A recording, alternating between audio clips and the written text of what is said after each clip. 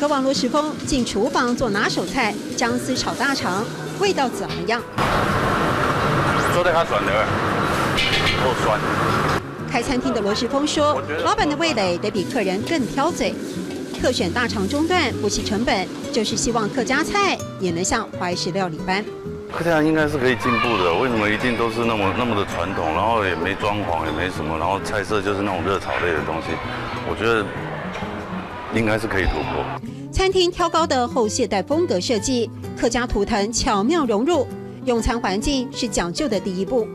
那你要怎么样吸引客人进来？进来以后能够抓到客人的口味，那是最重要的。要让客人久吃不腻，传统与创意激荡出的菜色独具一格。挂菜饭中卷、枣汁极酱排骨、南瓜盅、芋奶鸭酥，复合口味，元素丰富。那你要怎么样让消费者满意？所以你就是要在同一个食材里面去变化，让客家菜不光只是儿时记忆中的老菜单。罗时丰说，他要跟着时代潮流，让客家菜继续求新求变。我们看到这一桌，哇哦，食指大动，垂涎欲滴，很好奇耶。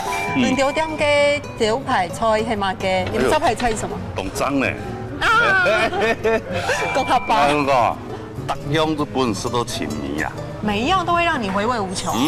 来客到你家，我们今天来发现客家本色。罗时丰说，这是客家人本来就很出色，而透过食物表现呢，是希望让更多人能够尝到客家菜色香味俱全的好味道。条點嘅招牌菜係嘛嘅，特用都食到前面。條點嘅招牌菜係嘛嘅，特用都食到前面。